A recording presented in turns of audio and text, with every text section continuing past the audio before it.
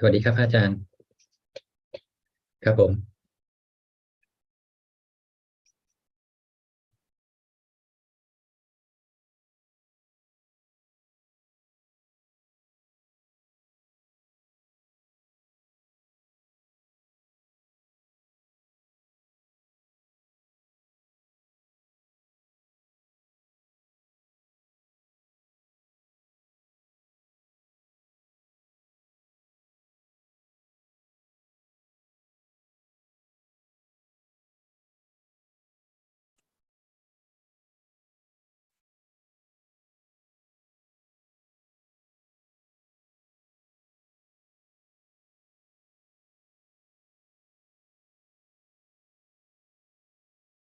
Greetings, everybody.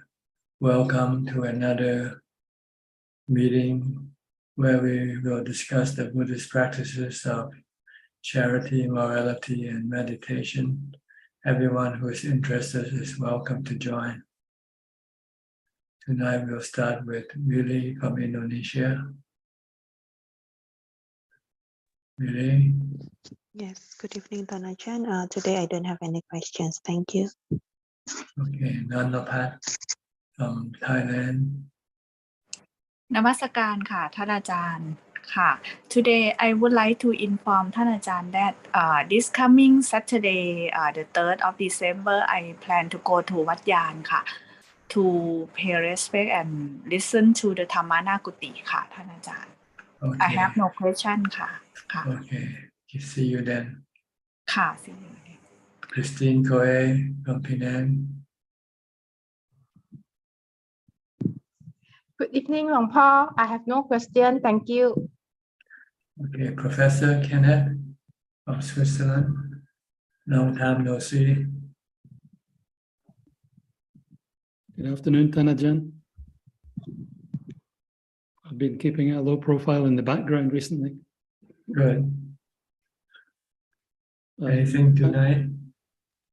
Yeah, I would just like to ask for your advice on one thing. I've found over recent times that I have an increasing sense of detachment from worldly things, especially like work or social interaction, where if these things happen, I just find I'm there, but observing and not really, I don't find the energy coming up to become enthusiastic about these things. To me, it feels okay, but I just wanted to check if that is normal.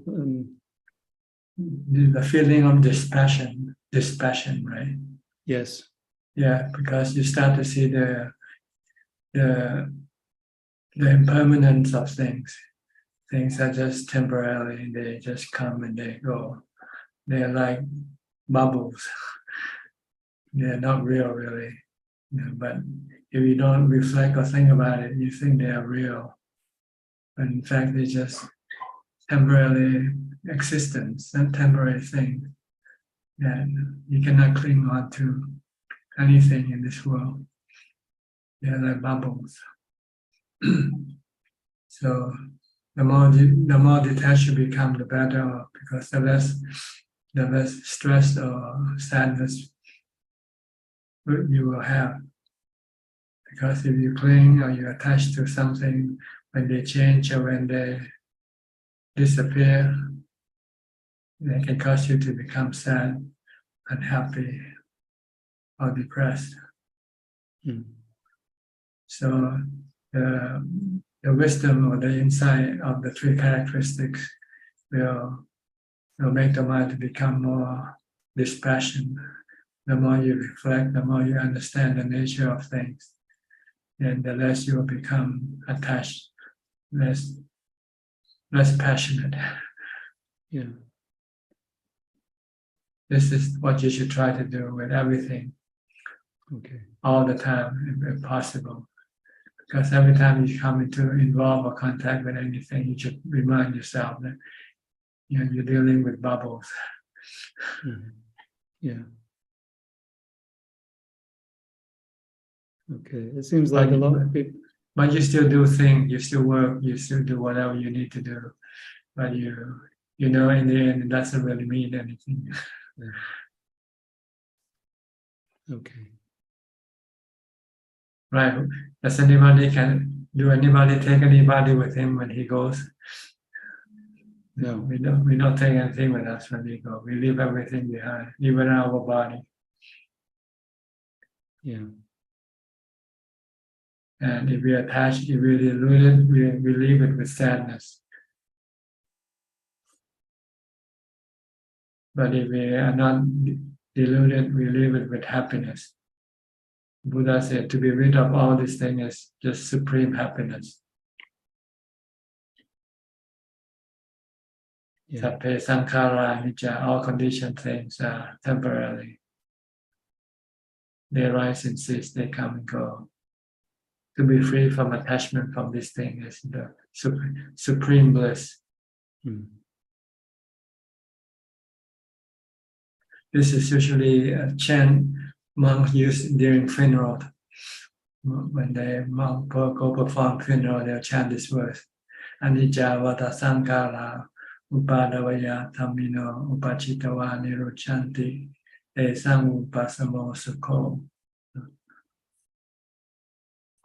All sankhara, all conditioned things, rise and cease.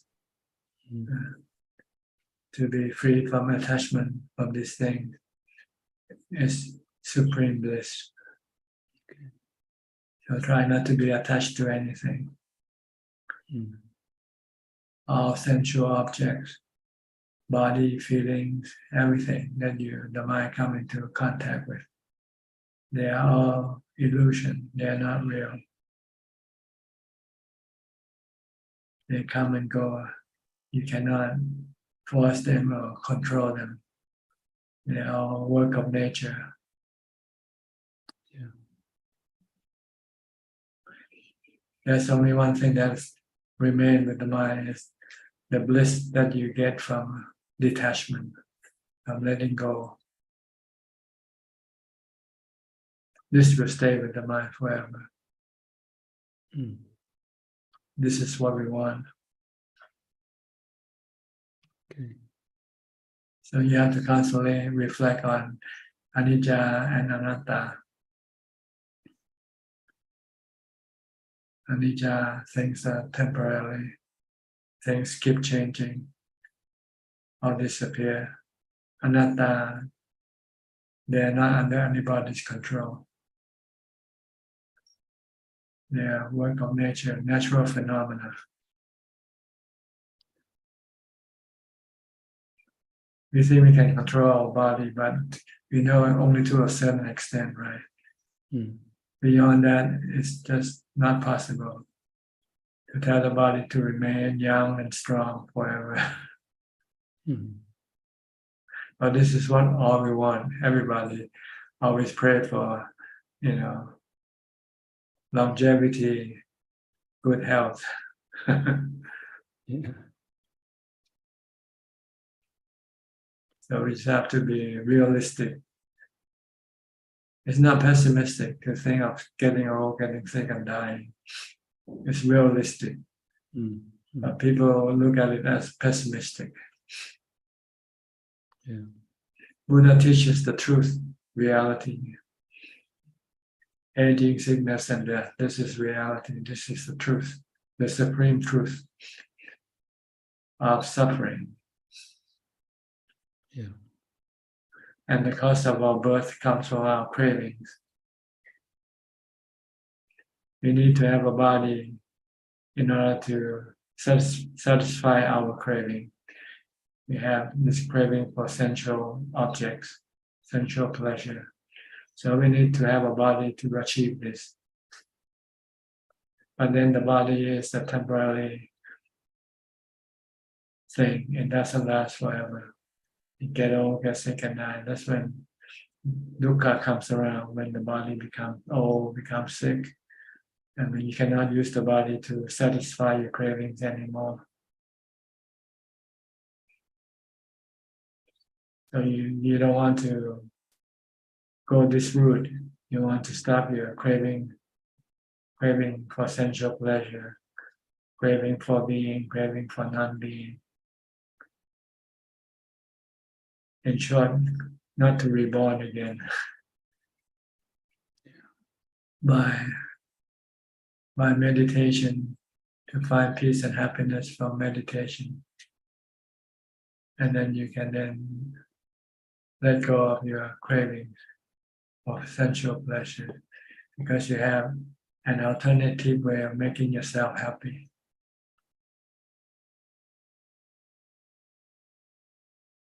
Once you can do that, then you can stop your cravings. And you won't have to have any more rebirth. We've been reborn so many times before. Our tears could fill the ocean from our suffering. And we will go on like this forever, unless we come across the teaching of the Buddha and took up his teaching, took up the challenge presented to us.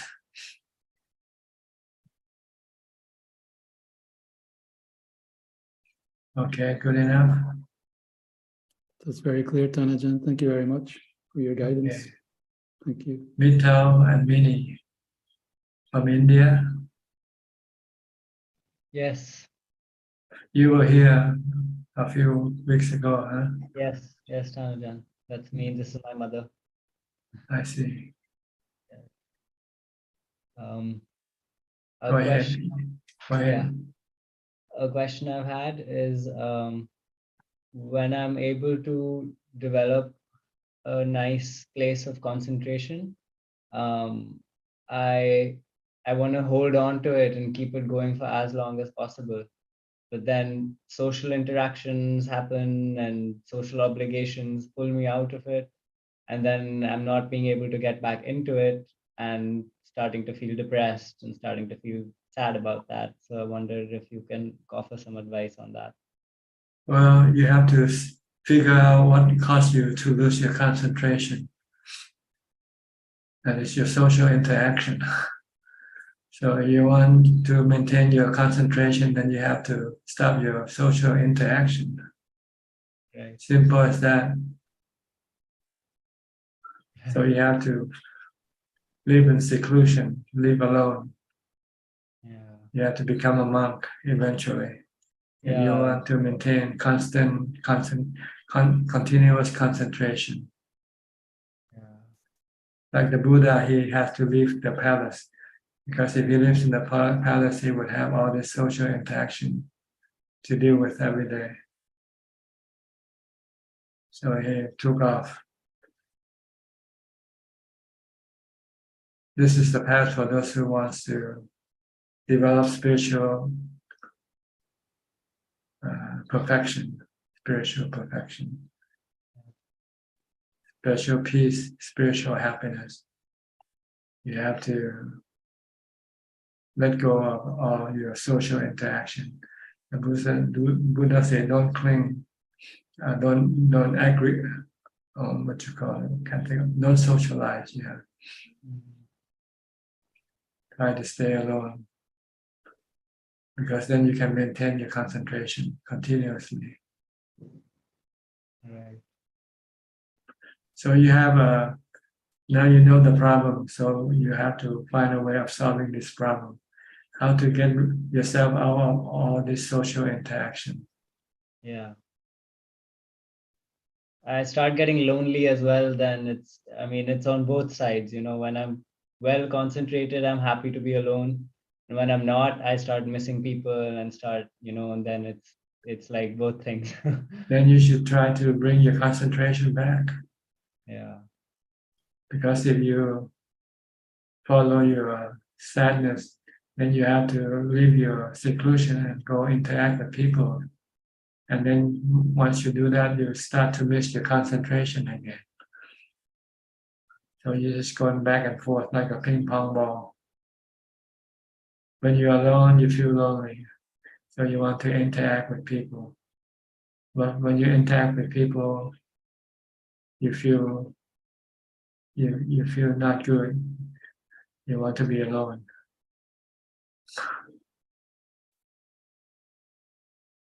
So you have to decide what you want and then try to cannot have your cake and eat it too,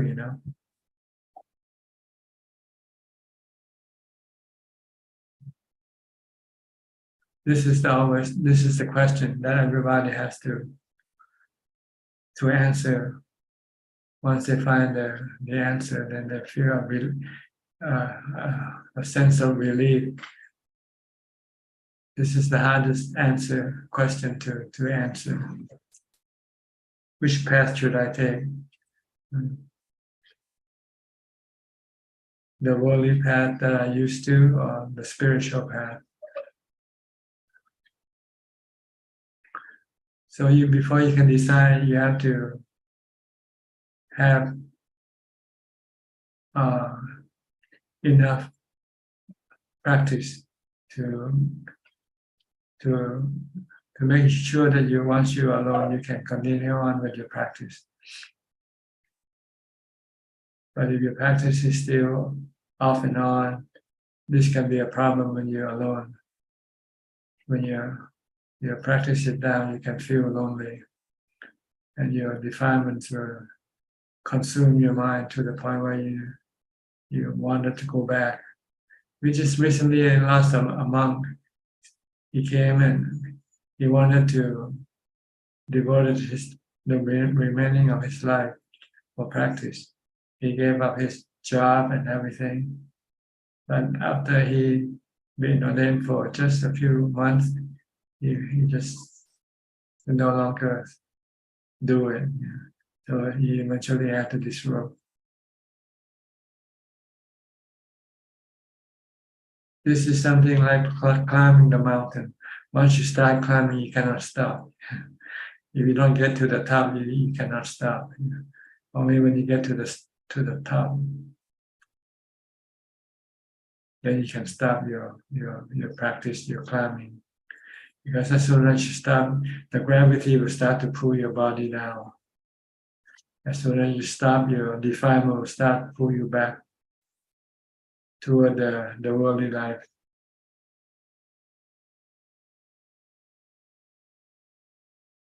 So this is something you have to prepare yourself before you make your final decision. One thing that can help you is you're constantly contemplating on the impermanent nature of the worldly life.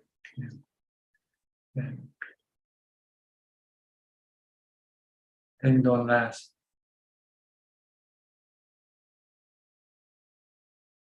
And your body is getting older and older.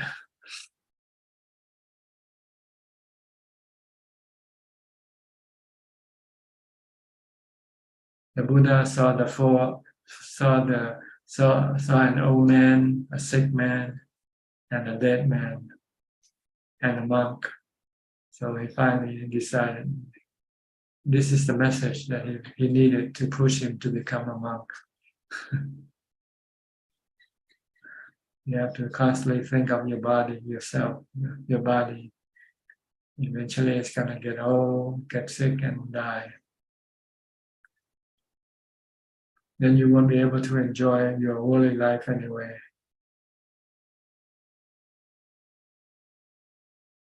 This will push you to do more practice, do more meditation. Right now, maybe you can do it on a temporary basis. Go seek seclusion for a while, then come back, then go back again, back and forth, until you become strong enough to live forever. Then you don't come back.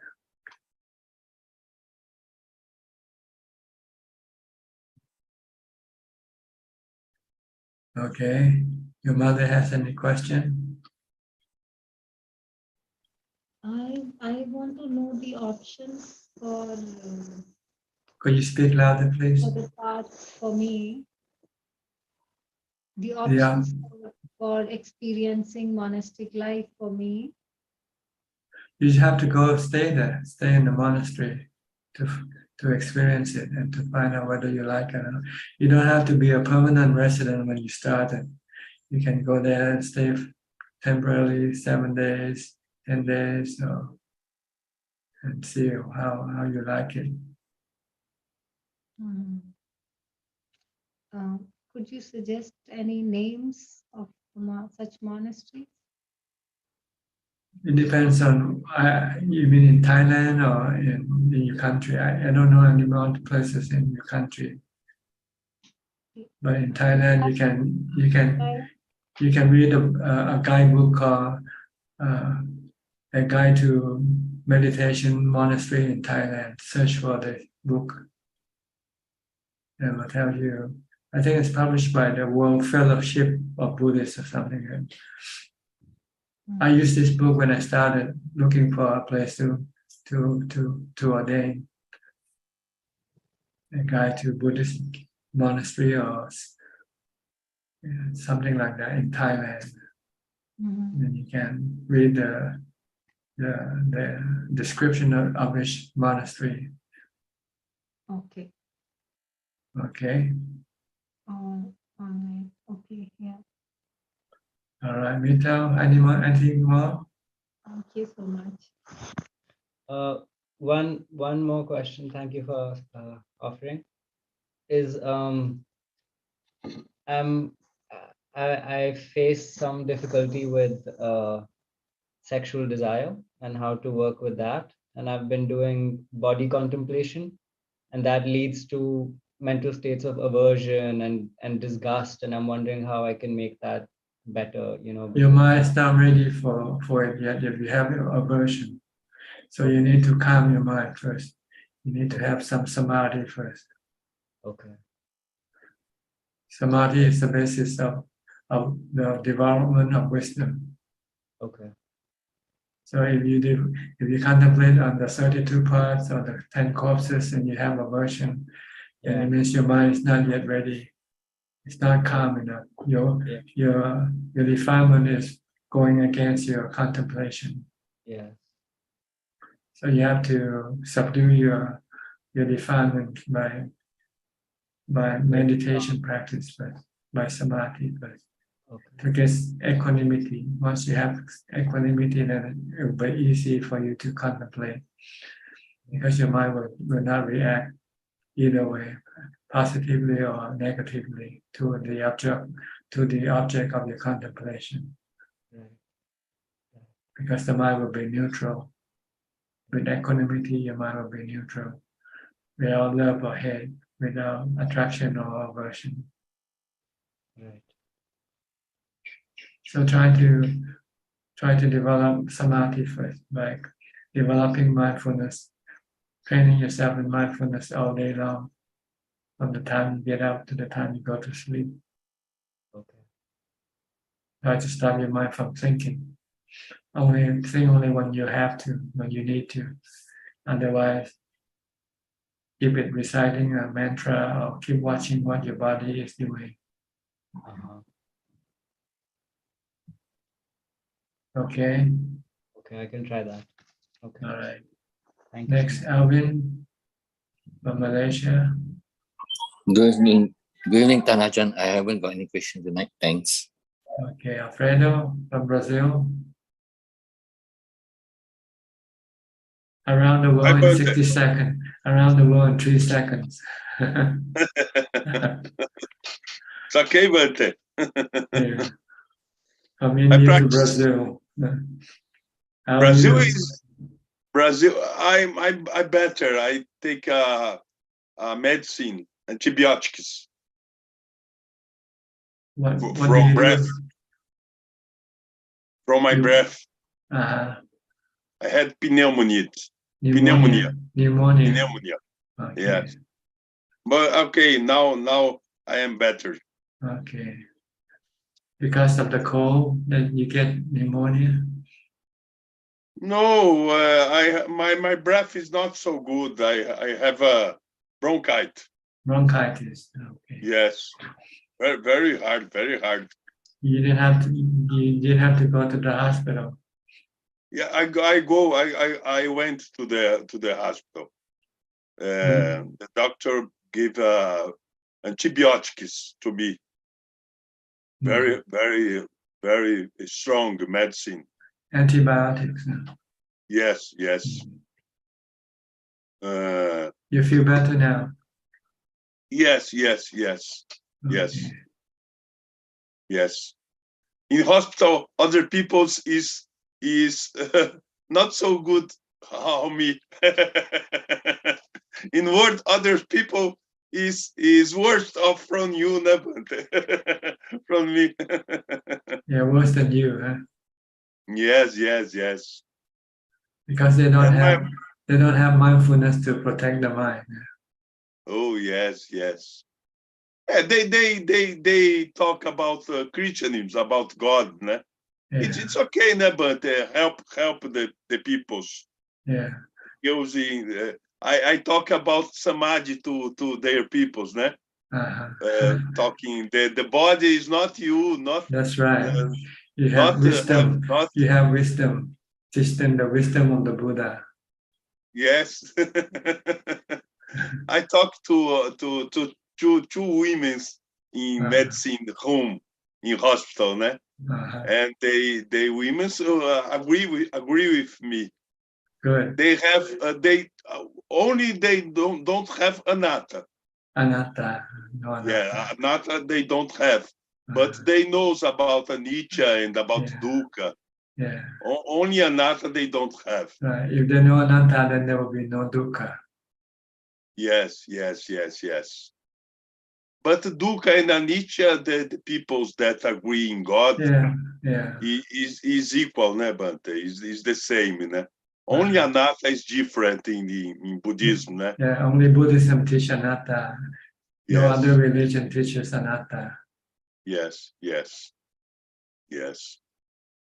Good. My practice is okay. My meditation is okay. My hesitation is okay. You're not afraid. When you get sick, you're not afraid. No. Okay. It's okay. No, the body is not you, right? It doesn't. Yes, not the yes, body. yes. Yeah. Okay. Yes.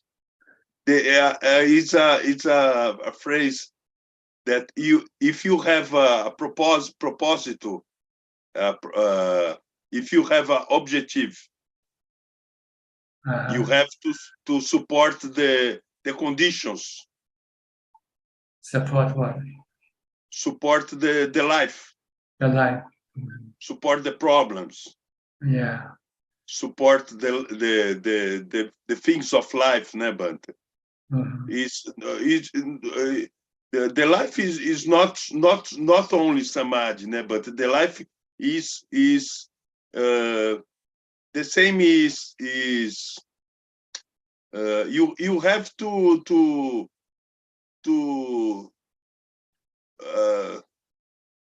you have to have power to win the life, né, Bante? Across the more height.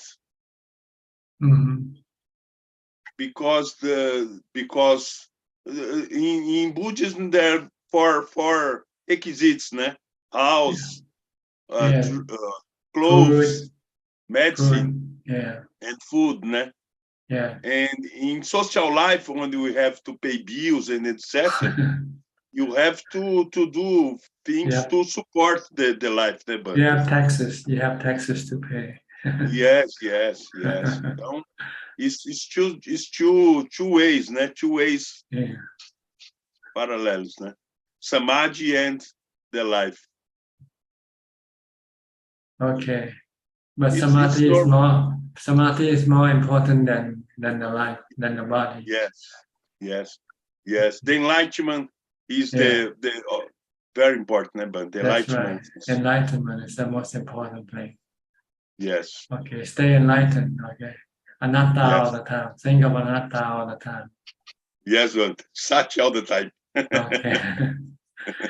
Okay, Diana from Wales. Greetings, Ajaan. My son is in Phuket. Oh, really? He's on a jiu-jitsu training course. Training course? What training?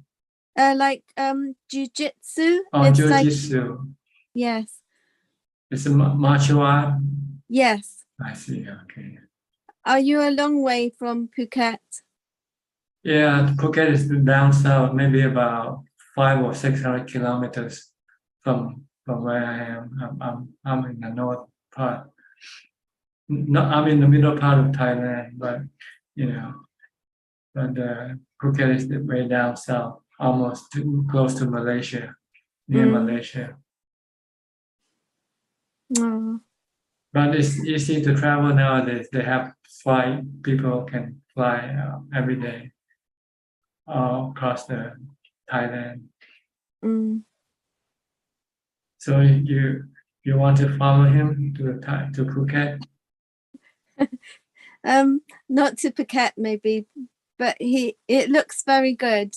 They're all very serious, very good food and very strict discipline. So it'll be good for him. I see.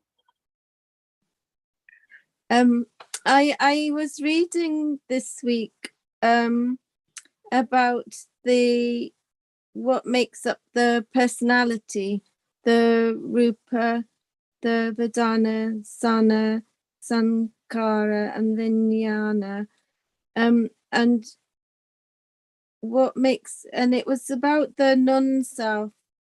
I wondered if you could talk a bit about anatta and the non-self a bit more. Well, personality and the non-self is not the same thing. Personality is something people do and become acquainted with their action. When you do something again and again, it becomes part of your personality. You like something, you dislike something. This is personality based on your repeated action. Let's put it that way. The more you repeat something, that thing then starts to become part of your personality. But why anatta? We are talking about things in general. Everything there's no self-contained in everything. Like that, no self in the trees, right? No self in the wind, no self in the water. So there's no self in the body also. This is what it means.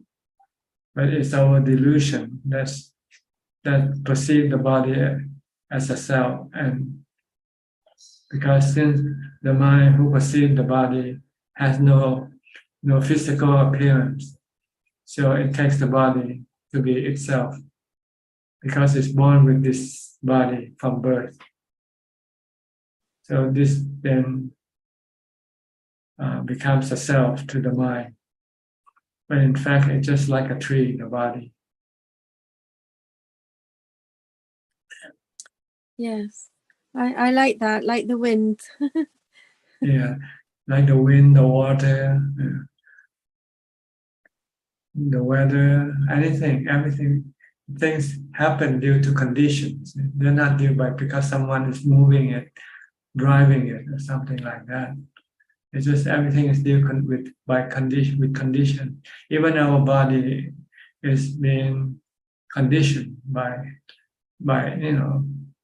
condition. The body grows because we keep breathing, we keep eating. But then the body has its own nature also, that it is not permanent. It keeps developing, and then when it reaches the peak, it starts to deteriorate, reverse the process. And eventually it will disintegrate back into the four elements. So that there's no body driving this process. It's just natural processes. But the mind is deluded, that have this perception that the body is the mind. Since the mind uses the mind tells the body what to do. So the mind thinks that it is the body. And becomes attached to the body. And this is what the cause of the mind suffering, the mental suffering. Because once you attach to something, you want to keep it, you want to have it, you want it to be in good condition. But nothing remains in good condition for a long time, forever. Everything, even more automobiles, phones you buy, your houses, everything don't remain in good condition forever. They will one day start to break down. So this is the nature of everything. The Buddha said, anicca, they don't last forever. Anatta, this is the natural way of things. Nobody can stop this process.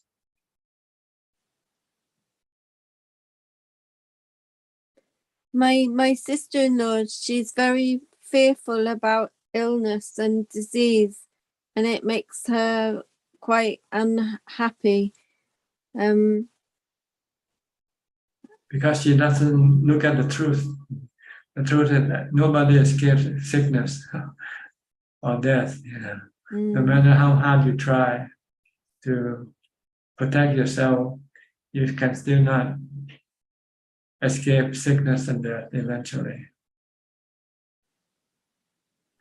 You heard of the story of a millionaire, Howard Hughes, I think. He was so afraid of germs, something, he isolated himself in his own house. And it doesn't make you happy, does it? No, it makes you're captive in by your own delusion, really. Your delusion. Instead of being free, be able to go out and enjoy life, you succumb to your fear, your groundless fear. You are not able to accept the truth, the reality of life.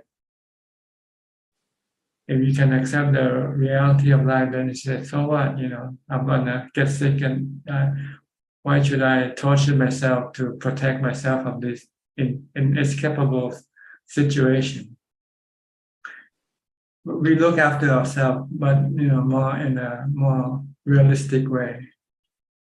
We protect ourselves whatever we can, whenever we can.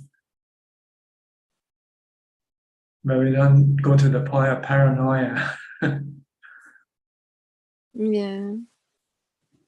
Thank you. Okay. So we just have to learn to accept the fact of life, that this body is going to get old, get sick, and die, no matter how well you look after it. Because it's just the way of the body. Yeah. I have said that. And they laugh. One consolation truth is that you are not the body. So why should you get upset with the body when you don't get old, get sick, or die? The mind doesn't get old, get sick, or die. So that's the sitter, the knowing self. That's right. So you have to try to bring yourself back to your knowing self. You are so much involved with your body. Immerse yourself with the body until you and the body becomes one. So now you want to separate the mind from the body by meditation.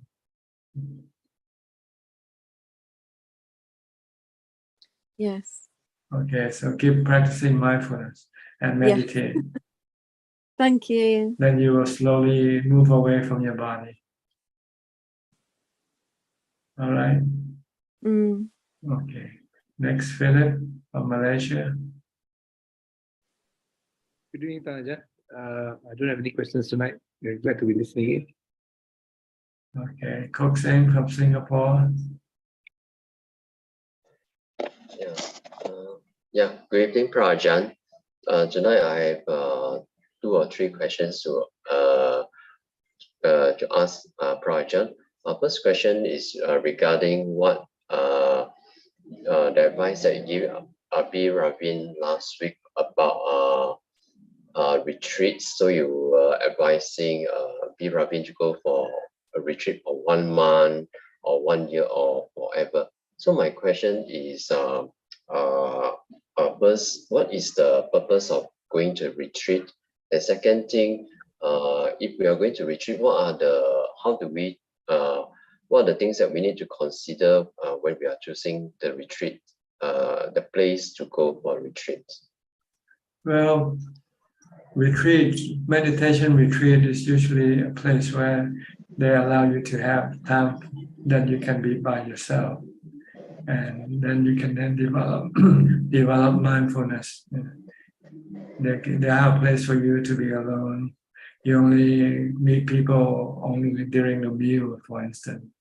But otherwise, you just have all the time to be yourself, to develop mindfulness or meditate, dependence on which level you are in.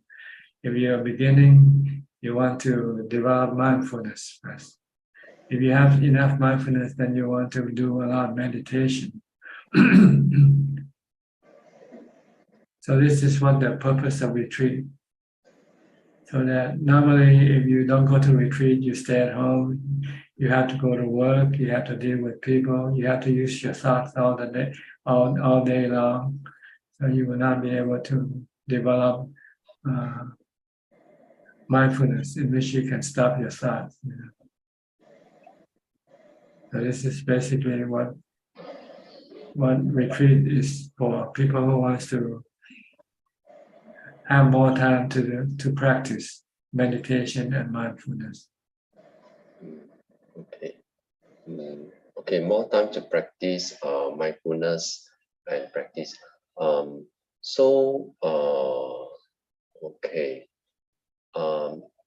Then and what about for myself now? Presently, I'm no longer working, so I stay at home and I cook for my family. And in between cooking, I will sit down for meditation. So just want to check with Prof. Ajaan. So staying at home and practice, do we actually need to go for retreats? You have to decide for yourself whether you need it or not. If you think you can practice at home, then you don't need to go to retreat. But if you think that staying at home has limitation and doesn't provide you with more progress, then you might want to go to a retreat. Because your practice might become stagnant and you're not moving ahead. You're just stuck with where you are. And maybe going to a retreat might help you, push you more ahead.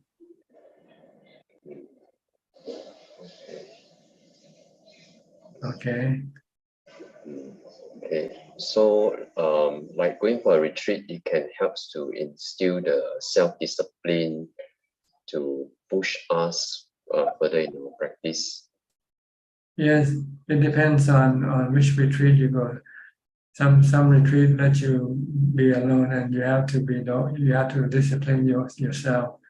Some other retreat, they will still have schedule for you to do group practices.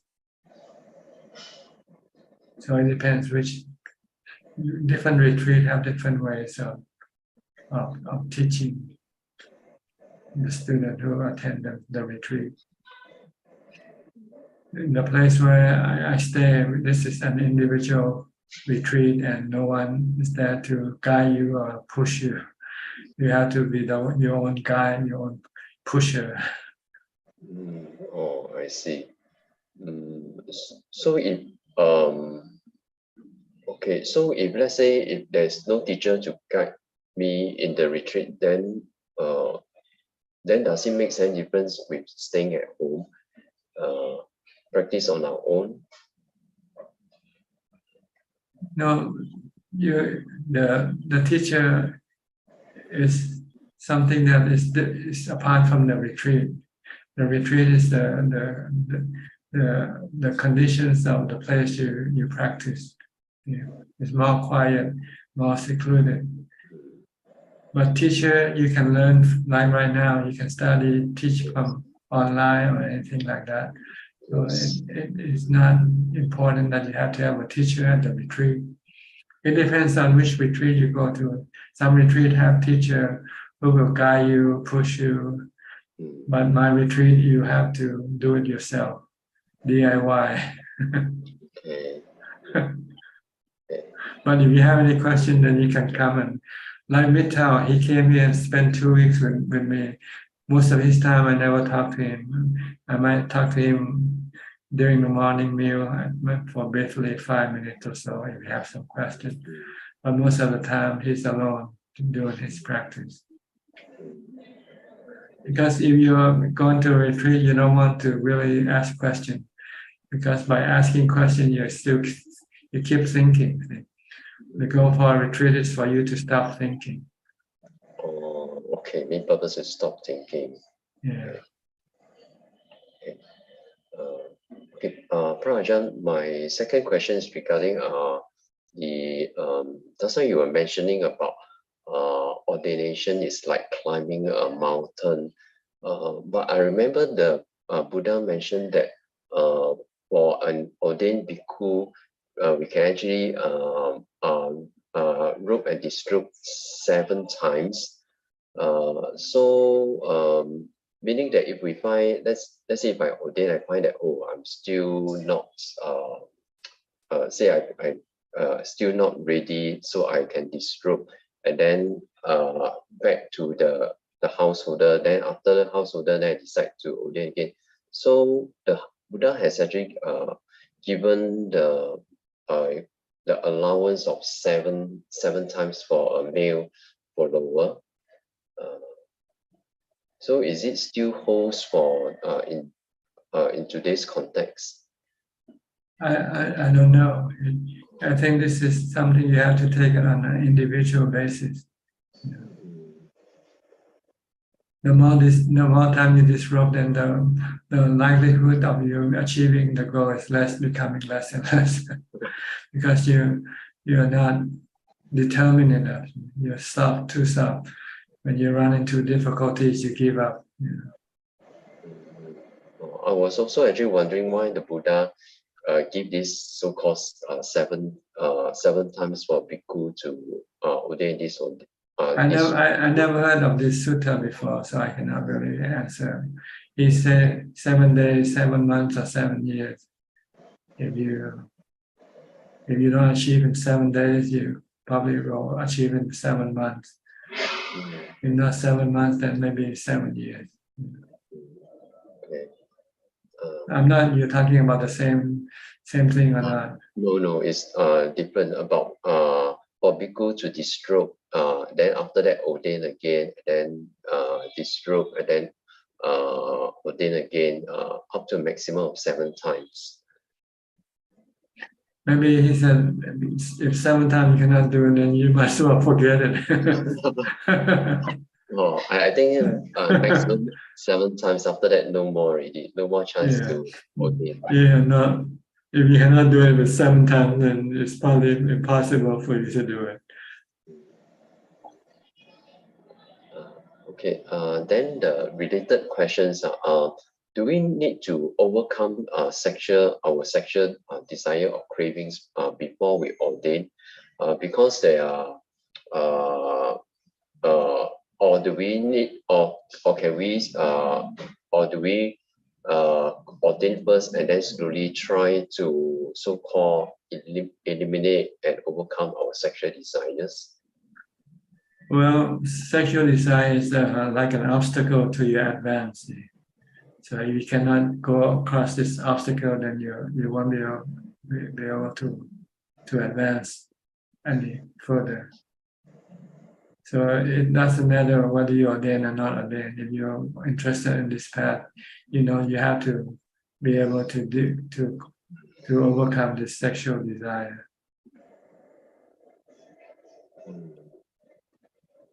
Okay. Okay. So it need not necessarily say we need to overcome this sexual desire, then we become then we go for ordination. Well, if you cannot overcome, then when your sexual desire overwhelms your mind, then you have to disrobe, because you want to go sleep with somebody.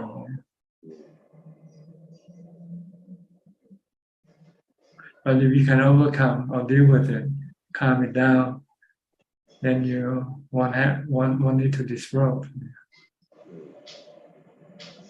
You may not be able to get rid of it permanently yet, but at least you can stop it from time to time by the strength of your mindfulness.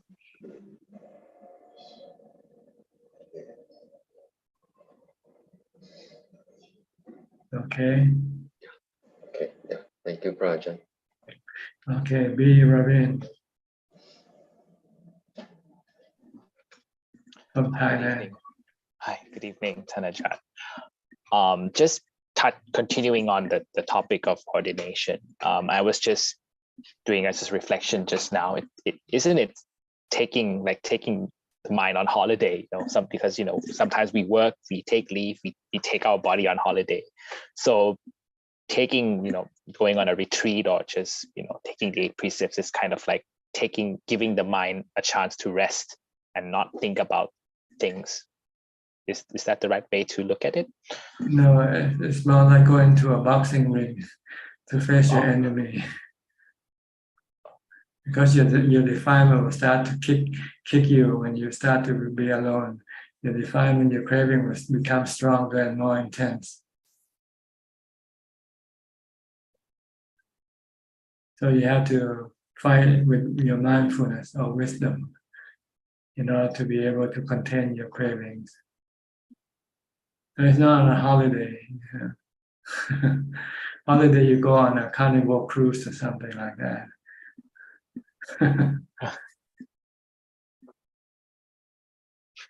So it's actually training the mind to overcome it's going to obstacles. It's going to battle. You're going to battle when you go on a retreat, because you cannot do any things that you used to be able to do when you're not in a retreat. You can watch TV, you can eat anytime you want. You can sleep anytime you want, sleep as much as you want, eat as much as you want, go places, do anything you want to do. But when you go to a retreat, you are locked in. You're like putting into a cell and face your enemy, your inner enemy.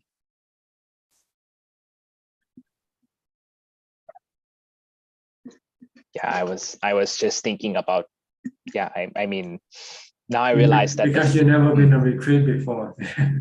So you think it's a holiday. Not for a long time. The last time I was on a retreat was 6-7 years ago. Mm.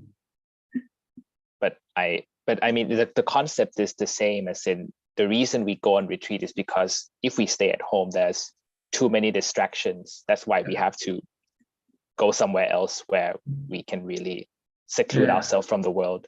That's right. And less defilement, because distraction are the thing that cause you the defilement to come alive, to come on. So if you live in seclusion in the mountain or in the forest, you don't see things that can stir your defilement, like if you are in the city. Or even at home, your house is surrounded by all sensual objects. Your television, your refrigerator, your bed, everything is geared for your sensual pleasure.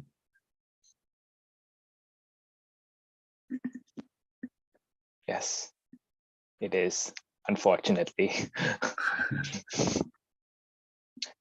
Now I understand why Thanajaan, you mentioned the importance of taking the 8 precepts, at least on observance day. I was contemplating that and thinking maybe I should try that out. Maybe it could be the start of trying to erode all the sensual objects that's surrounding me. Yeah, there's a retreat in southern Thailand. I think they opened for international meditators, and they have an empty room with a hard bed for you to sleep. That's all that's all there is in the room. And I think you eat once a day or something like that, and the rest of the time you do meditation. Do you think that's a holiday? No, like an adventure to overcome.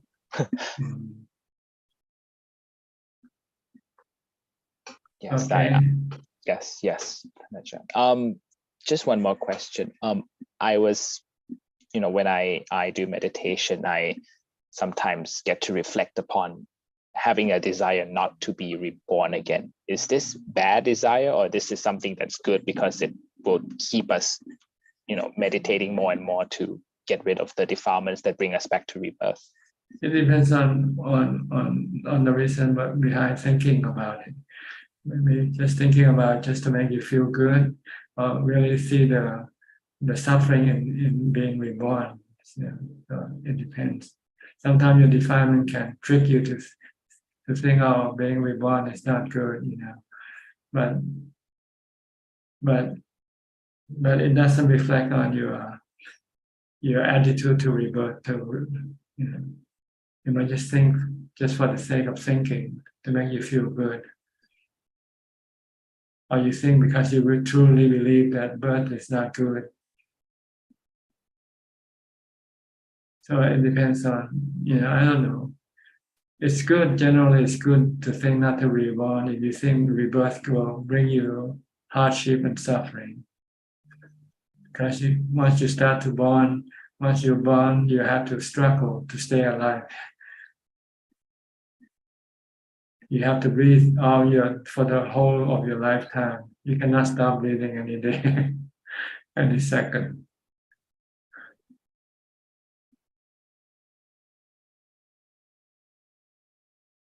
So it depends on, you know, sometimes you might think about intellectually, then it might not have much effect. You know? But if you think of it really emotionally, like the Buddha, when he saw an old man, sick man, and dying man, and he really see himself being in that position. You have to see yourself in those positions before it really have an impact on your mind and an impact on your decision. If you don't want to reborn seriously, then you don't want to continue on what you do right now.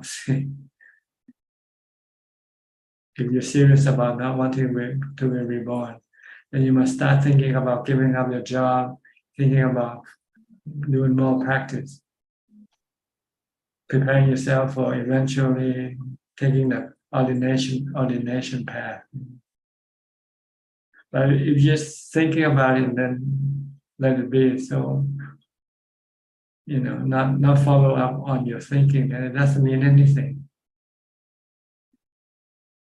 So I couldn't answer your questions when you asked me because you didn't tell me enough of your thought. You're serious about thinking or not? If you're serious, then it's good. Yeah. If you're not serious, just think about it, but you don't follow up on your thought, then it doesn't mean anything.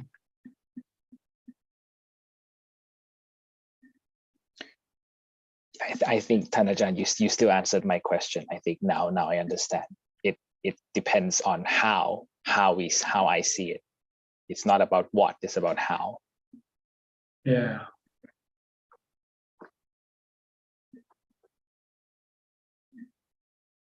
So when you look at the Buddha example, the Buddha saw an old man, a sick man, and a dead man, and a monk. You know, and this have impact on his mind. He sees himself eventually he'll be an old man, a sick man, and a dead man. So he said, this is not what he wants to become. So he wants to escape this. And the path of escape is becoming a monk.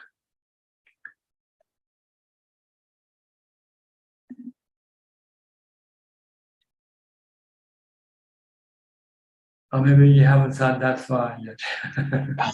Well, no, I haven't. It's you haven't thought it through, you know, the whole process.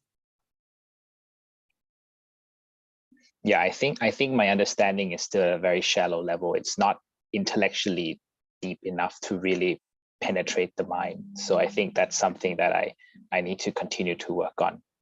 Yeah, keep constantly contemplating on the sick, getting old, getting sick, and death, and death. You know, one day it will have an impact on you. Yes, I realize that thinking now and thinking when it really happened to us is two very different situations. Mm-hmm. And I know that I need to somehow face a situation that really puts me there and then test the mind whether, you know, it will react or not, because just saying it now doesn't prove that I know anything.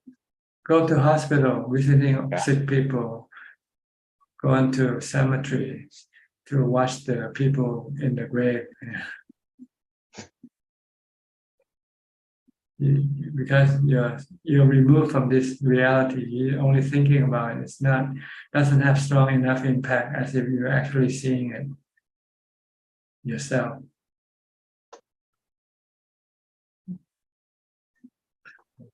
Be a volunteer with the rescue team when they go and help carry a dead body, and when there's accident. Why don't you try to join the team on your day off? Instead of going to a movie or doing something for sensual pleasure, why don't you go look for the truth of suffering? Join the rescue team. When there's an accident and they have to go retrieve bodies or send people dying to the hospital, then you can really see the thing, the real thing, not just something you think about or imagine.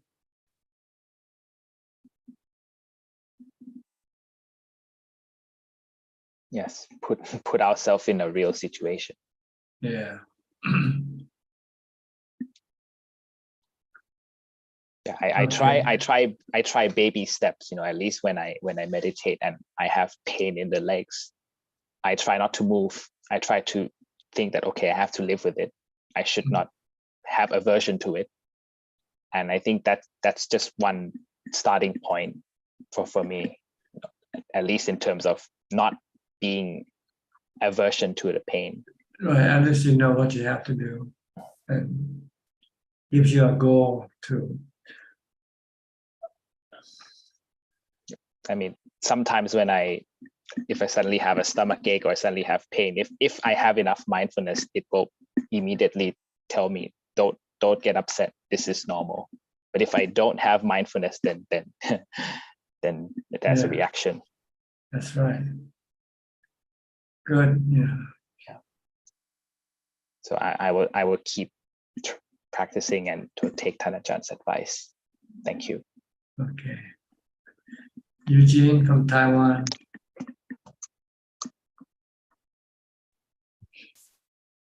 Good evening, Ajaan.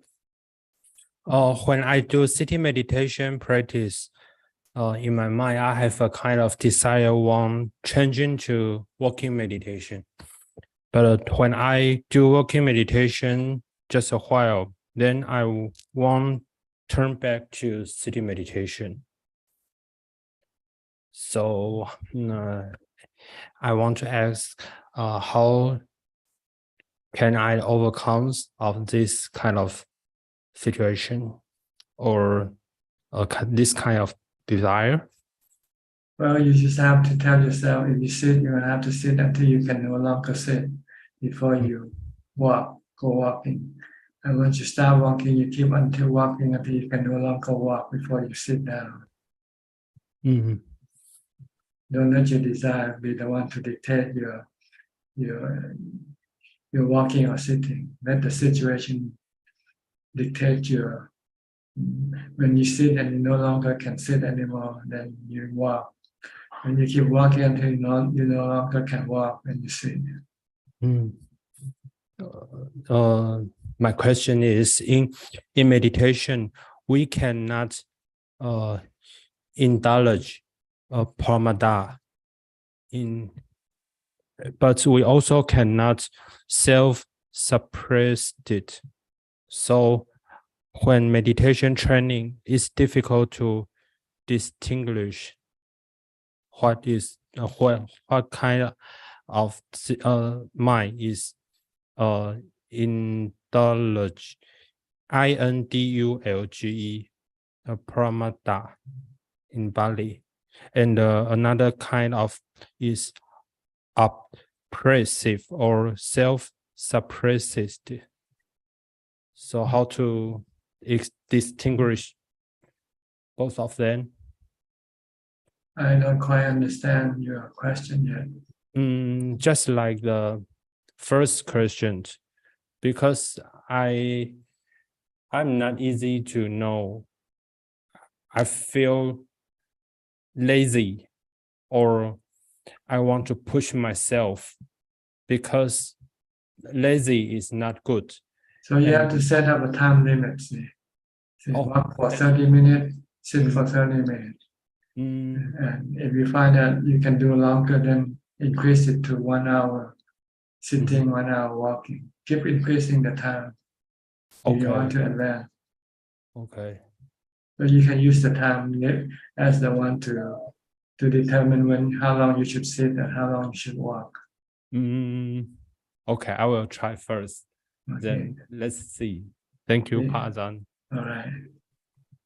Okay, Sri and Czech from Vancouver. You're not actually from Vancouver, you're in Hello. Suburb of Vancouver.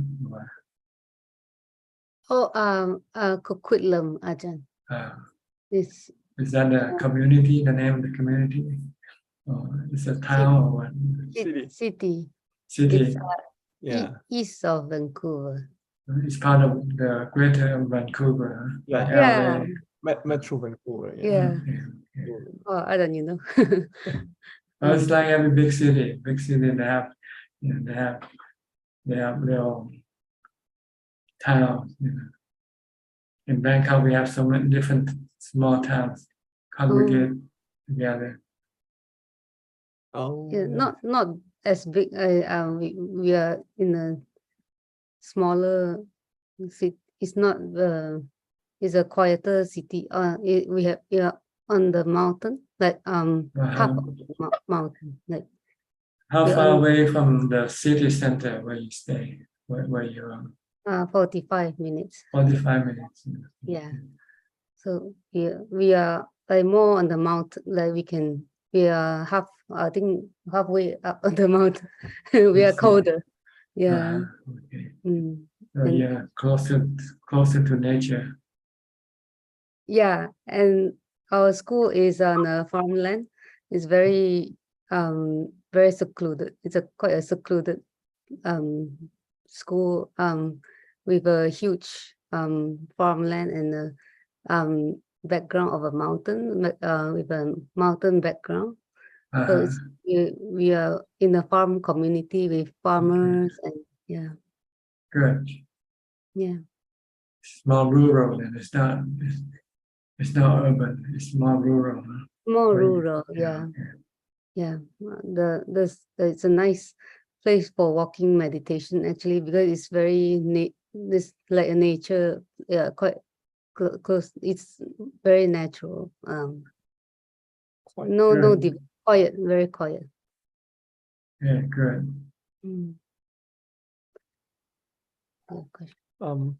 Yeah, then Ajahn, when one like practicing or reciting Buddho, does it satisfy the right effort in the noble factors? If you can stop your thought from thinking, yes. But if you recite and you still keep thinking with your recitation, then it's useless. The goal is to stop your mind from wandering, thinking about this, thinking about that. You have to force it to stop thinking, really, and just to focus on what you do, focus on your mantra. So meanings like if one can stop the thinking, that will be considered as the right effort. That's right, because when you can stop thinking, you'll find your mind become empty and light and peaceful and happy. Even when you haven't yet reached that meditation, when you haven't yet meditated, your mind will start to be calm and not restless as before. Not restless, not agitated. It's normal. Okay. And it will make your meditation easy when you start to meditate, because you won't have much thought to deal with. to get rid of.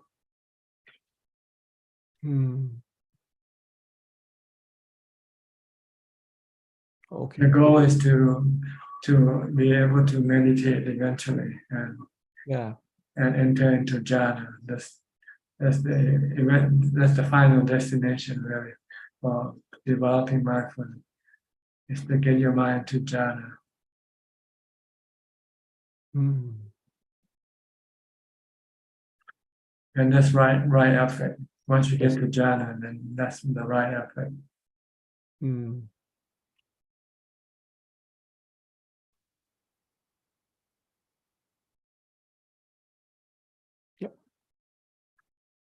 order to do this, you have to be alone and maintain continuous mindfulness. Not ever allow your mind to wander about, go thinking about the past or the future or about anything. You have to be free from work, because if you're working, then you have to think about your work.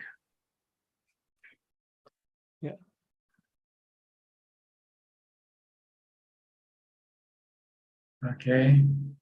Yeah. Thank you, Tanja. How about you? Any question? I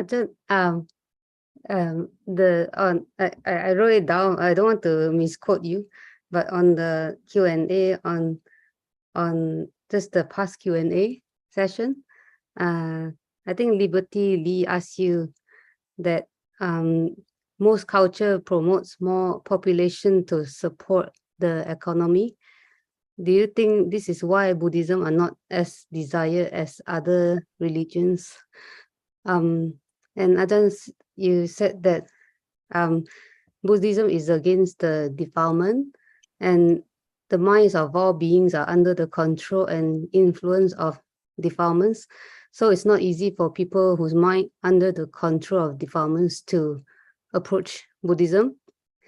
And only those who have less defilements, who are able to experience the grasp of defilements, are able to connect to Buddhism.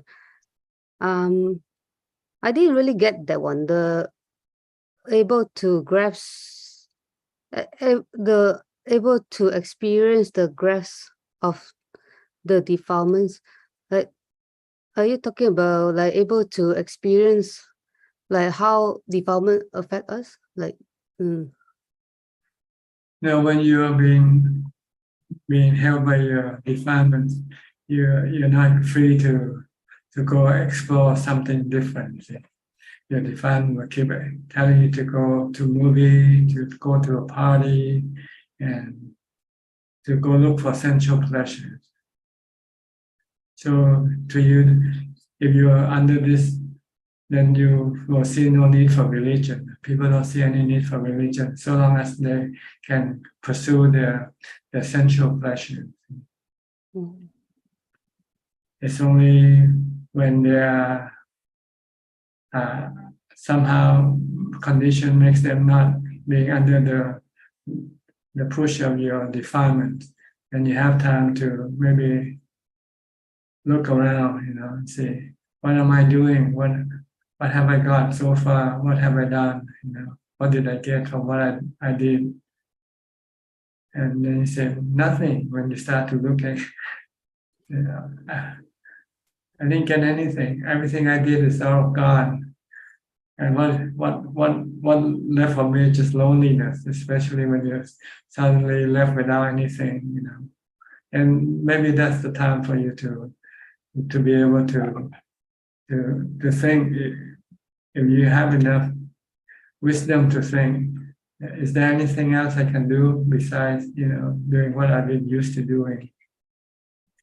And you might be interested in philosophy, in religion, or whatever. But if you're constantly under the control of defilements, you'll be constantly locked with the the pursuit of sensual pleasure. So you won't really have any time. You're working to get money, once you have money, then buy things to make you happy. So this you'll be involved in this process until one day something happens, like you become bankrupt or something, or you lost someone you like, you love, and you run into a speed bump, and then it causes you to stop thinking, what have I been doing all this time? What did I actually get, Then you might think, it's the way it is, or the way it should be for me. Like the Buddha, he ran to a speed bump, he saw the old man, sick man, and dead man. He said, this is what's gonna happen to me. Even if I succeed becoming an emperor still have to get old, get sick, and die. Then this you are temporarily released from the crutch of your defilement, your delusion. Reality starts to sink into your mind. The truth of anicca starts to sink into your mind. Then this can lessen the grip of your defilement on you, because you have broken part of the delusion already. You have to drill a hole in your delusion, so the light of reality start to penetrate into your mind. When you see that, you see anicca, you see the truth of existence. So this is what will help you release from your control of your defilement. The more you reflect on the truth of anicca, of impermanence.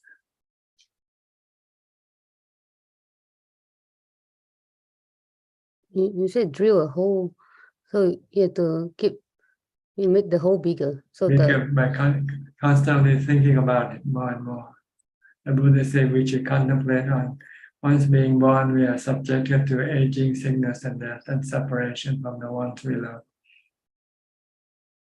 And keep reminding yourself every day and several times a day, as much as possible, so you don't forget. See, as soon as you stop, the hole has been covered by the delusion, so no light can come through.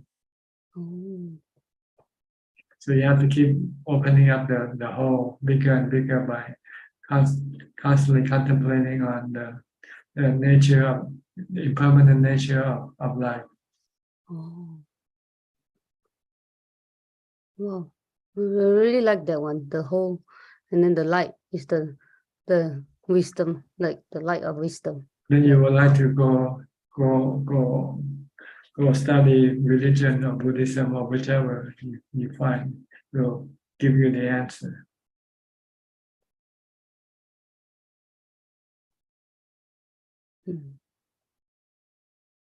Eventually you'll come to Buddhism, because only Buddhism gives you the complete answer.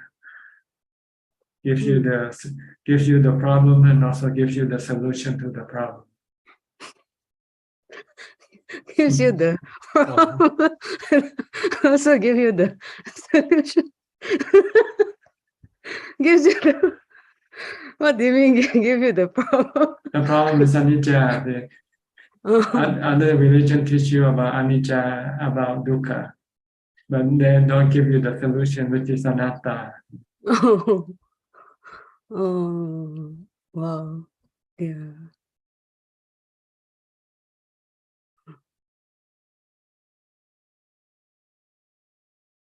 Okay, understand why people have to come to Buddhism eventually, because they give the complete answer, not just half of the answer.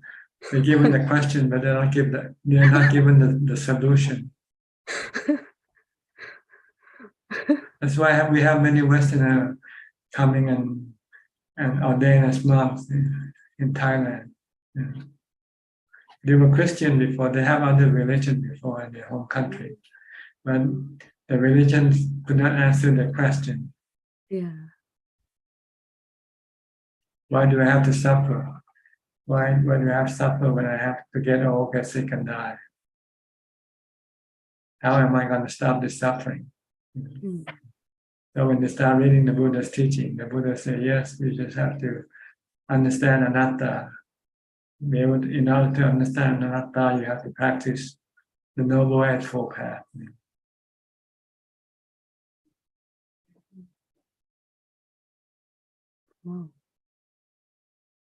Okay. Thank you, Tajan.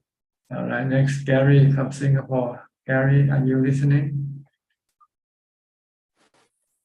Good evening, Ajaan. Yes, I'm just listening and happy to be learning. No questions for me. Okay. Belinda, also from Singapore. No questions. No question. Okay, But Evie. I just want to let you know that I'm still inside the boxing ring. But I You guess are, you're in the boxing ring right now? and not so bad because the opponent is not so strong. But they are hiding somewhere. They can come out anytime. So Okay. that including that, like you say earlier discussion, like distracting ourselves with things, or the mind wants to think or wanted to be in a comfort zone. It's also the defilement that is different type, not necessarily like the angry types. So they are Okay. a lot of. But Tanja, I want to ask you about karuna. Karuna, compassion, means compassion. When you see somebody suffer, you want to help. You see poor people, you see sick people, and they need help, then you want to give them the help they need. This is what we call karuna. What about self-compassion? Well, this we already have. We eat because we have self-compassion. We sleep because there's no need to teach self-compassion. It's the opposite that we need to teach ourselves, because we tend to be selfish. We're too selfish already. Over selfish can cause suffering also. Like the discussion about worrying about getting old, getting sick. This is over self-compassion already. Too much compassion on yourself can also be can be cause of suffering on you. So if it's not careful, then it turn out the atta become very strong. Self. Right. Okay. Thank you, Tanja. Okay. Evie, today we have about 16 people from Medan came to the temple today, Wow, so many. but they didn't know you. I didn't ask, but Absolutely don't know me lah, Chan. I am sick today, Adam. But this is normal because the body is the nest of disease, right? yes, and the mind is not sick, right? The mind happy. But I see when this body is sick, it's hard to meditate, Adam. That's right, because your mind is not strong enough, yes. But if your mind is strong, then it can rise above the sickness of the body, will not be disturbed by the sickness of the body. But if you are not yet advanced, you'll be disturbed by the sickness, and you find it hard to meditate. To And practice. I feel a little lazy because of this sickness. I feel lazy to meditate. But it's okay, Rajan. It's okay. And I have question. When I was in the Penang market, I met a monk on Armstrong in the market. I gave food to the monk. Then when I entered the market, I saw the big billboard hanging in the market containing "Beware of bogus monk." That means it's fake monk. So I was surprised that something like that happened here. Then I came out of there. It was true. I saw many monks, maybe 5 monks walking on the surround in the market, but no one wanted to give food. this condition was set. So if we give food to the fake monk, is the merit created the same as giving to the real monk? The merit of giving is the same, whether you give to a dog or to a real monk or a fake monk. Because you give it out of compassion. You want to help that person have food to eat. So it doesn't matter who you give. But the result from your giving can be good or bad, depending on who you support. If you support bad people, then you're supporting bad people to go do bad things. If you support good people, then you're supporting good people to go do good things. This is another result, separate from the merit you make from giving. So you have to understand there are two separate consequences that you get from that happen, that appears when you give food or give something to people. On your own part, it makes you feel happy to be able to help someone, to relieve their suffering. It doesn't matter who, you can give it to a dog, to a fake monk or to a real monk. This is the same thing, regardless. But the thing that you're supporting might be different. If you're supporting a dog, then the dog can only do so much. If you support a fake monk, then you support the fake monk to continue going being a fake monk. Yeah. If you support a real monk, then you're supporting the real monk to continue to be a real monk. Yeah. So it depends on, this is different. So you have to study the person that you are helping, whether you're helping a good person or a bad person. But if it's on a humanitarian ground, then it doesn't matter, because everybody, good or bad people, needs to eat. Then you can then separate this from the. In case of emergency like flood, people are hungry. You cannot say, I only want to give to good people, or I don't want to give to bad people. Yeah. Yeah, I don't care. I just do with my heart. Yeah. Okay, this is mine. Just out of compassion and just it. But also you have to think of the consequence of your action, that you are supporting, or you are helping bad people to go do bad things to other people or not. This also you have to consider. I think if I give to the fake monk, it doesn't matter, because that fake monk also need to eat. Right, if you think on a humanitarian ground, yes, everybody needs food. Yeah. Maybe if he is full, he can give to his family or somebody. Yeah. Yeah, just like that. It's like you're giving to beggars. Yeah. But beggar not have sila, Ajahn. Only the monk have sila. Fake monks don't have sila either. Once they are fake, they break the precept already. Yeah, I mean it's the precept. Okay, we hope you get well soon. Have to move on. Sulan, next, Sulan from Singapore. Oh, hello, Ajahn. Nice to see you again. Speak louder. Speak louder. Oh, Ajahn, can you hear me? Yes. Yeah, nice to see you again. How are you? I'm fine. Thank you. Yeah, it's good to hear. Oh, I have a question this week. Yeah, actually, yesterday there was a cockroach that I spotted in the house. Then after that, I got quite scared. I alerted this to my family member. So my family member went to extinguish it with the insect spray.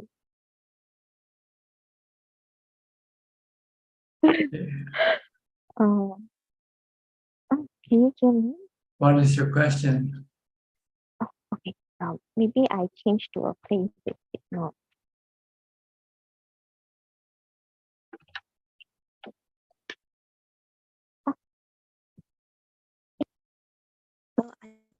Me?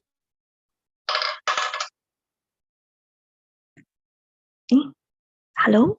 Okay, go ahead. Oh yeah, Ajahn, I wanted to ask that like yesterday, like I spotted a cockroach in the house. Then afterwards, I alerted my family member. Then my family member extinguished the cockroach with a insect spray. Then I Yes. feel You feel very bad. You feel bad. yeah, I feel very bad about it. Yeah. Well, if you have no intention, it's not breaking the precept yet. If you don't have any intention for them to kill the cockroach, but you should learn it. Take it. You should learn it. Use it as a lesson to tell you next time. Don't tell them anything. Then what should I do? Because I also scared to go near the cockroach. And I hope the cockroach will go away from the house. Then like but the cockroach is like kind of just staying there on the spot. And Just now leave it. Just leave it alone. Just let it be. Well, then will it cause like a whole cockroach infestation if I leave it be? You only see one. It's not gonna be infestation. You're paranoid. Start to work on your mind really. Oh, okay. Yeah. Wait till you see 10,000 of them before you start to worry about it, okay? You only see one. Yeah, I only see one. But because like in the past I had a cockroach infestation in the house before. Like I saw like baby cockroaches. Then I pretend I never see. I quickly hide in my room. Then more and more baby cockroach in the house. And then at first they are scared to come out when people are around. Then after that, they got more rampant. They even come out and move about when people are around. So I was kind of scared that it will happen again. So what did you do last time? Yeah, last time, my family members, they will scold me, say, I see the cockroach, but never go and like hit them or like, yeah. Then in the end we had to call the cockroach, the how you call that, the pest controller. Okay. Yeah. Then yeah, I feel very bad about it. So either way you feel bad. If you don't do anything, you feel bad. If you tell somebody to get rid of them, you feel bad. So how you gonna do? Which one you want to choose then? Better feel bad without killing them, right? Or feel bad because you kill them. Better not kill them. Okay. So you have two choices. You have to decide which one you want. But then like for example yesterday, did I then cause like the death of the cockroach? Well, if you have no intention, it's not considered it's your fault for somebody to kill them. But if you find out that by telling people about them and cause them to kill, and next time you just don't have to tell them. You can tell the cockroach to go high. Go away, go high. Will they listen to me? Or you can use a little, a stick or something to chase them away. Okay. Is that how Ajahn you chase them away? I catch them with my bare hand. Wow. I first befriended them first. And when they feel that I'm friendly, they come toward me. And when they're close to my hand, I just grab it and then take it out, put it outside the room. Wow. They don't hurt you, they don't bite you or anything. Oh, so brave of you. I just found it so scary. I remember got one time I saw like the cockroach this big with wings. Yeah, And then you're much bigger than them. yeah, but The cockroach should be afraid of you more than you should be afraid of the cockroach. yeah, but it was like flying, and then yeah, I went into hiding in the room like from like nighttime 9 p.m. until the very next morning. I couldn't sleep, and then so scary. Yeah, then I in the next morning in the day, then I dared to like try to open my door and use the toilet. Yeah, you don't have mindfulness. If you have mindfulness, you can control your fear. Oh, with mindfulness, then I won't be scared of No, cockroach. you want the cockroach. You just need to be neutral. You just need a fearful or little. You just just merely knowing. Knowing that they are there. Yeah, that's all. Then you can use wisdom to decide what to do with them. Can you catch them and put them away? If you cannot, then you might have to leave them alone. Okay. I think I can try to leave them alone from now. Thank you so much, Ajahn. Yeah. Thank you. Next, คุณนรศักดิ์พูดภาษาอังกฤษ Can you speak English? นรศักดิ์ Yep, good morning, Ajahn. Where are you from? Namaskar, Ajahn. Yeah, we have been following Ajahn for a while now. My sister in Canada, she listened to Ajahn and practice meditation also. And I have been listening to Ajahn preaching Dhamma. It sure does help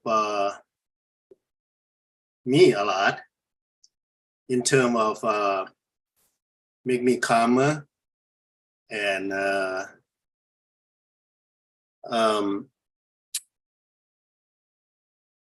before I speak, I have to like think first to make sure that my word doesn't hurt anybody or harmful to anybody. It definitely changed me quite a bit. And thank you to Ajahn so much. And You should thank the Buddha. You should thank the Buddha. It's all from the Buddha. I'm just a messenger. I'm bringing you his messages to you. Well, thank you, the great messenger.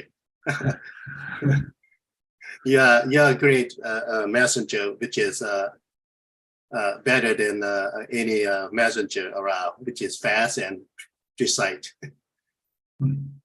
Are you staying in Canada also, or are you in Thailand? No, I'm in USA and Virginia. Oh, Virginia. I have been here a while, and last time my sister introduced me to your Dhamma, and then I've been listening, but I haven't gone to the Zoom because of time difference, and right now actually I'm at work. I see.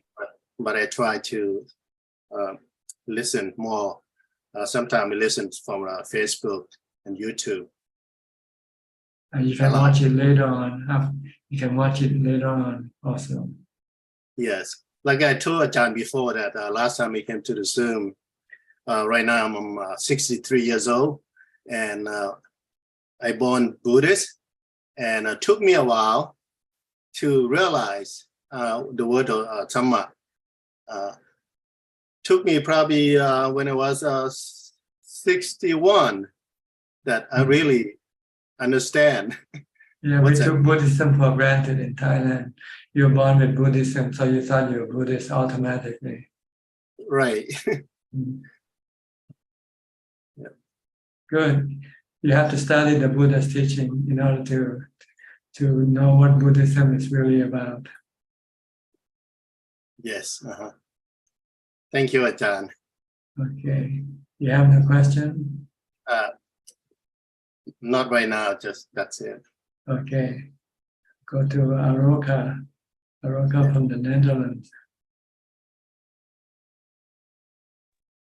Sadhu teacher, do you listen me well? Oh yeah, always. I can hear you good. Okay, thank you. I bought a new set now. I Yeah, think sounds it's very more. good. Very normal now. No echo, Yeah. no vibrations. Yeah, and also I learned that when we quit I want to share it, that when we quit the Facebook also pump out another screen behind that's still going on. So we have to close it twice. I don't know if it happened to everybody, but to me, always I have to close and the Facebook, and then it pop out another screen. I have to close it also. Okay, you got anything to say or ask? Yeah, that I'm very pleased to join your meetings, and that establish my energy so I can going on with my studies and on lonelies, and well, I don't really feel lonely. I feel better when I don't have connections outside, and but it's nice to it's kind of recharge the energy to meet you. And okay, I noticed that I switch from Anapanasati to the sound of silence. Yes. And sorry. And we wake up with the sound already on. And in the beginning, it's because Anapanasati is from touch, you feel the top of the nose until the whole body is anesthesia until it disappears more or less. And then, but with the sound of silence, you can do the also focus on the sense of hearing. And, yes, when your sound, when your mind is silent, it means you're not thinking. It's like more or less like tuning. I find out that, because then you don't know which ear you're gonna listen to, you know. So then I go to the middle, and then it's like it look like sounds like tuning. It's like a high pitch sound. As long as you don't think, that's the goal of your mindfulness. If your mind is quiet, then it means you're not thinking. It's much easier. Then you can hear the sound of silence. Yeah, it's much easier. It's more natural. Because normally we keep listening to our thoughts all the time. Yeah, it come back, but it's more natural. I can stand it without that I have to say no to other interference. But what I noticed also is that when you and that's a progression. When you are completely immersed on this, then the feelings start to disappear also, and then I start to imagine, okay, and now you're gonna, if you listen to nothing, you're gonna watch nothing also. You feel nothing, you listen nothing, you feel nothing, so what comes up must be watching nothing. Nothingness. Okay. Anything else? No, sir. Just thank you very much for your. Okay. Maybe later. Okay, fine. We'll go to Facebook now for some more questions, if any. Yes, there are 4 questions from Facebook and YouTube, Ajaan. The first question from Paul Liang Soon. how to meditate when facing separation. Thank you. It's good to meditate when you're alone. You don't meditate when you're with somebody. So you need separation to meditate. You just sit down, close your eyes, and watch your breath when you're alone, when you're separated. Then nobody will disturb you. Next questions from Martin. Hi, Ajahn. Could you explain what exactly mindfulness is and how to use it during the day when going about activities? Thank you very much. To focus on something, one object, either can be your body or a mantra you recite. This is what we mean by being mindfulness. Actually, it should be maybe translated as being focused or being concentrated. Concentrate or focus on one thing, like your body or your mantra. This will then stop your mind from thinking about other things. And then when your mind becomes empty without thought, then you will find peace and happiness. Next question from Tae In Hua. Ajahn, how should a lay person practice to break the 10 fetters that find us in samsara? Well, you first have to keep the precept first. You have to keep the 8 precepts.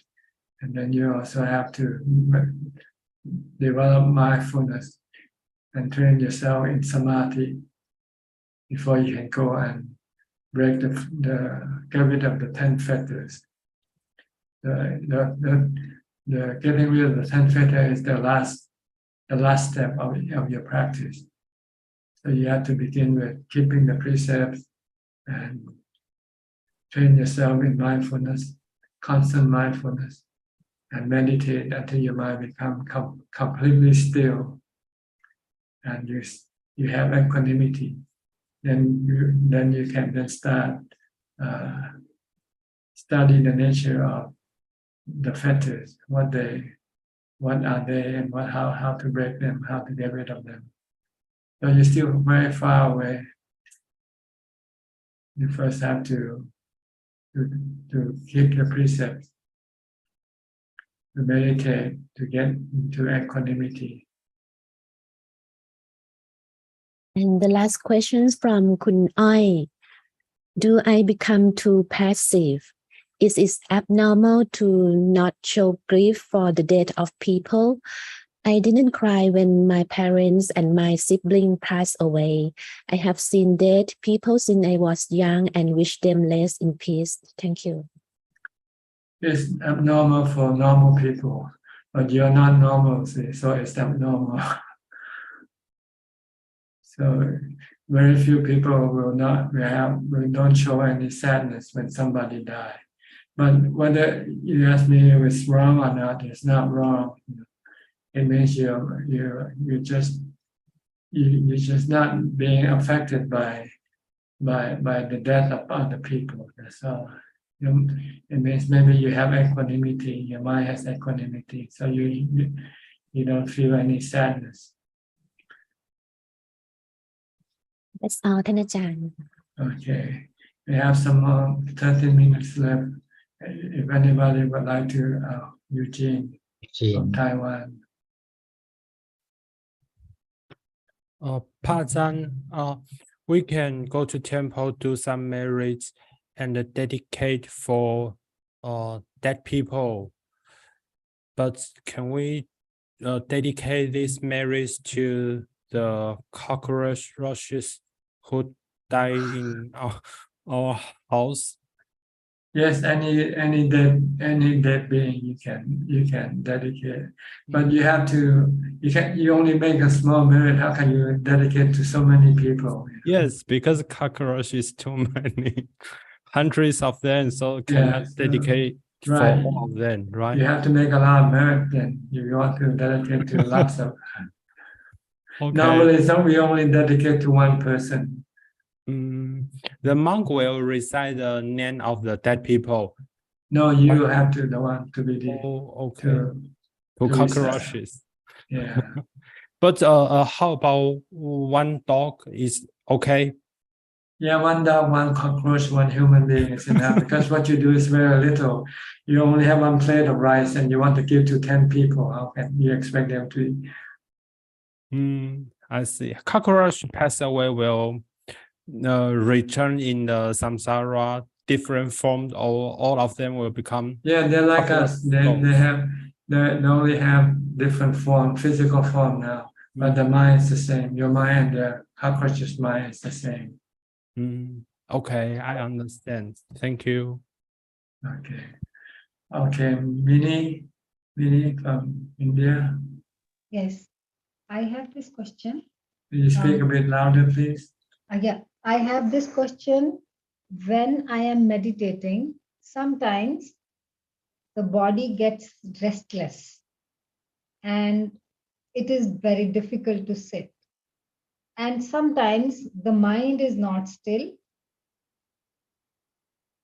It can watch the breath for a few seconds or maybe a minute or less, and then goes into defilements or trapped into the state of becoming. So the question is it advisable to push yourself in both these cases? Well, what the problem is, you don't have much mindfulness there. So you have to develop more mindfulness before you meditate. Try to focus your mind on your body movement all the time. Don't let your mind go thinking about other things. Then when you have stronger mindfulness when you sit, then this problem will not arise. Oh, okay. So it's a lack of mindfulness. It happens sometimes, not always. Yeah, because sometimes you have stronger mindfulness and sometimes you have weaker mindfulness. It depends on your mindfulness. Okay, all right. So I am actually reading your biography, and so I'm getting a lot of ideas about how to meditate, and where you have written there are two ways.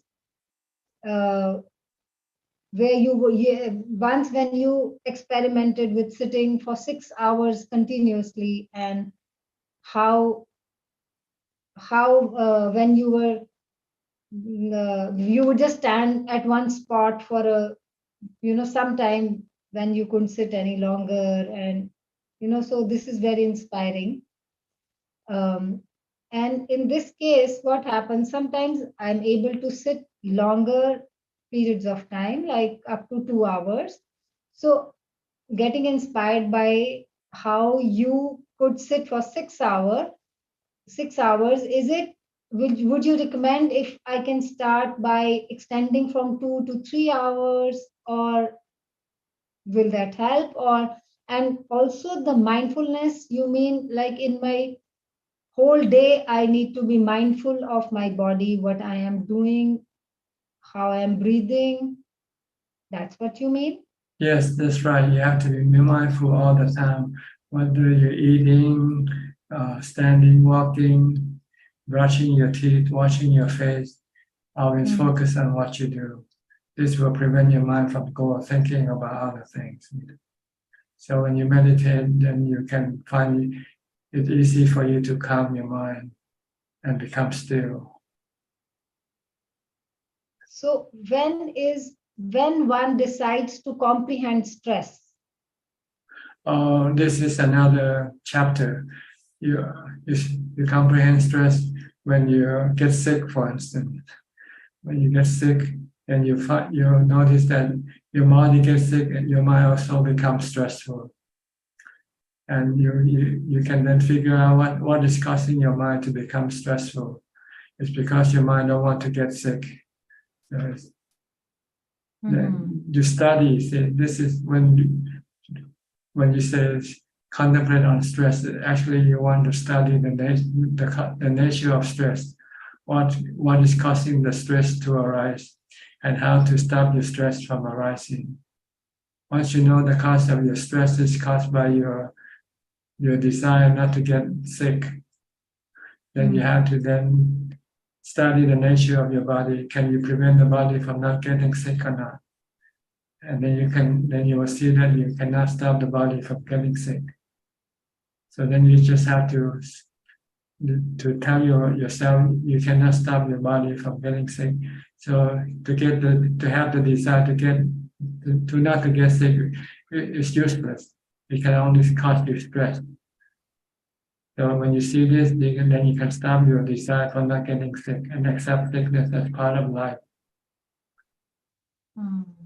Then you will not be stressful when you get sick. You have to accept that getting sick is part of the body, part of life. This is studying the nature of stress. Stress are caused by your desire for something. And when you cannot get that something, then you become stressful. Even if money, people become stressful because they want money. And when they don't get money, they become stressful. If they get money, then they're happy, right? And when they don't get it, they become stressful. If you don't want to be stressful with money, then you should not have any desire for money. Then you will have no stress regarding money.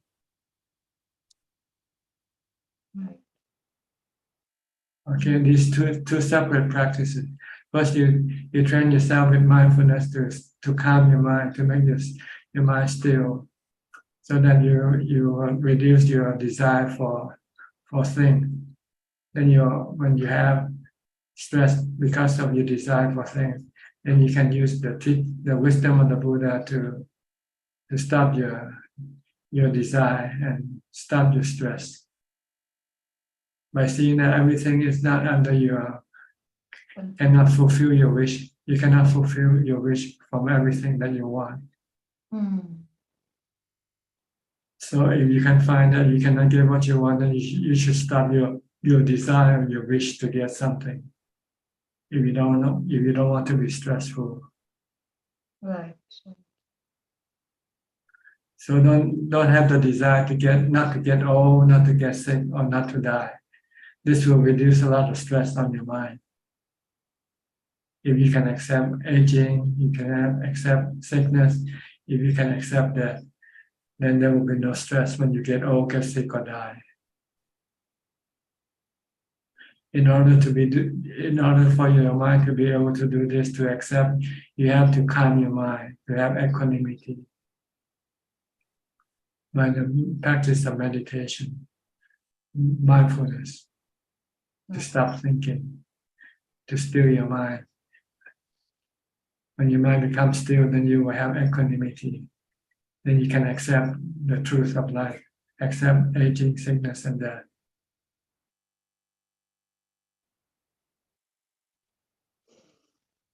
Okay. Right. Yes. Thank you so All right, much. we only about 3 minutes left. Anybody else? Okay. No, you have the last question. On the subject of meditation, Ajahn, I know that different Ajahn or messenger from different temples, they have different, they're teaching us different way to meditate. Is that, does it matter that which way that to meditate, the end result shouldn't be the same, correct? That's right, there are 40 ways of meditation, they call 40 Kammatthana. So different teachers have different way of teaching. As far as the samadhi level is concerned. But as far as the wisdom, there's only one way, and that's that of the Four Noble Truths and the 3 characteristics of existence. But with the samadhi, you can use Buddha, you can use watching the breath, you can focus on something, This will achieve the same result. Okay. Thank you. All right. I think that's about it for tonight. Okay. Thank you for your participation. I hope this meeting has some benefit for you and help you advance in your practice. in the meantime, please stay safe, stay healthy, mindful, and keep on practicing. And if all goes well, I'll see you all at the same time next week. Thank you and goodbye. สาธุเจ้าค่ะ Sadhu, sadhu, Thank sadhu. you. Sadhu, sadhu, Bye. sadhu, sadhu.